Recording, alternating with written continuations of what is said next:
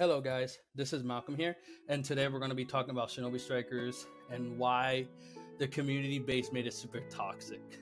I've been playing this game for at least like 3-4 years when the game came out and during when it was on beta. And then after I played a bit of Shinobi Strikers, the game was already good. There was not really much into the game. I came back into the game and I started playing when 3 DLCs came out, and I never bought any DLC from season 1. And then this is where I started to get in the game more. After I decided to get in the game when season 2 of the game came out. So once I started playing that game, there was not really much. Like there was a lot of things I could have grind for, like let's say for the scrolls and whatnot. But the game was really good. There was no toxic players. There was no teabag. But now, when the community base started, this is where the game started to get really bad by the game. So I don't touch the game as much anymore because how the community made the game now. The game, it became more toxic and more non-friendly game community. So the game became more of people trying to be toxic. You would get there's kids that played the game and they do be toxic. So now people are running like cheese build, people that use abilities in the game that is not fair for other players that can't. It's like they can handle it, but like it's a way where it's not fair for certain players where you just spam the move or you just use it where it's in the wrong way. So Shinobi Strikers, I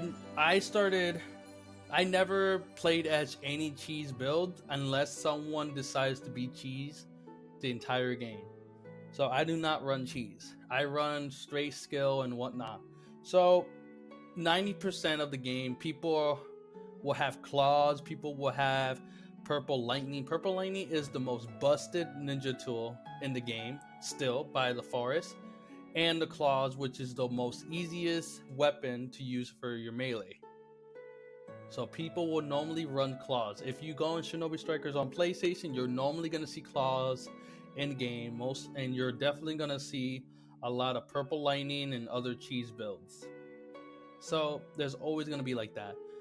And then we're going to talk about how I do not touch the game. So there was one time I was playing Shinobi Strikers with one of my cool friends. So I played Shinobi Strikers with them. We got into a game where they were just kicking our asses and then teabagging us in a game which is considered toxic, and I think it's just stupid.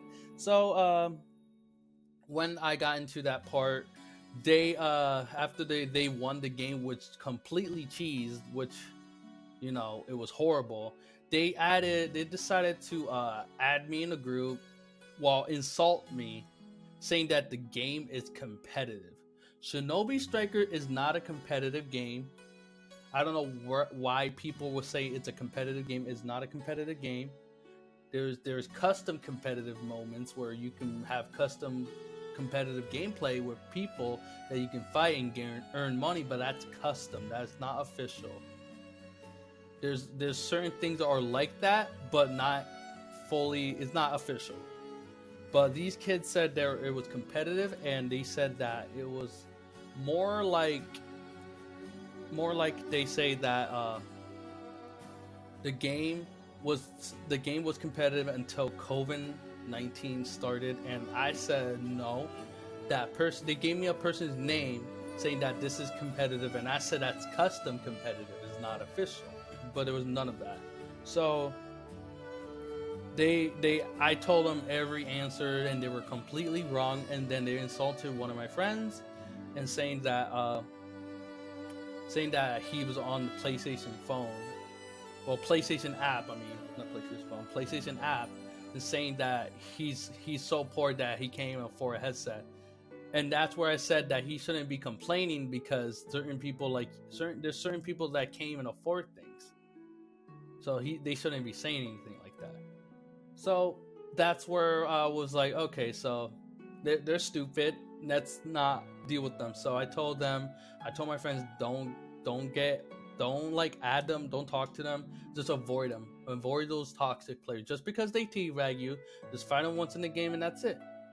If they're in a game match with you, just fight them. So yeah, I do play Shinobi Strikers to time. I do mostly play the games I mostly play is Shinobi Strikers, Xenoverse 2, and sometimes Fortnite. But I don't really play Fortnite like that. But I mostly play Shinobi Strikers. So that's why it's more hard for certain people. I do have a group party in my PlayStation. If you guys are interested in playing Shinobi Strikers with people that, let's say, are good and are active in the game, I have a group in my PlayStation. Just let me know. I'll tag you guys in it. But you guys can join up in that gameplay and then hit us up if you want to do a 4 squad or whatnot. But no one's in my group. No one's toxic. No one's will do anything to insult you. If someone insult you, they're instantly getting kicked out of the group. So don't worry about it. Unless if we're all just joking around, we're all joking around. But if you take it literal, then I don't know what to tell you. So yeah, just be careful with people on Shinobi Strikers. There's a lot of toxic players. There's a lot of talking shit. So you just be careful on what people say to you. So that's also a lot of that in Shinobi Strikers.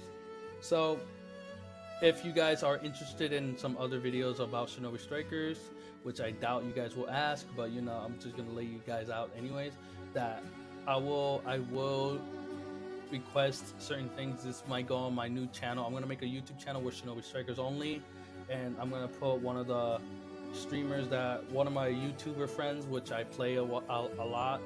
I'm gonna give him. I'm gonna ask him if it's okay if I can start one with him as well, so me and him can match up with Shinobi Strikers and see how it goes there.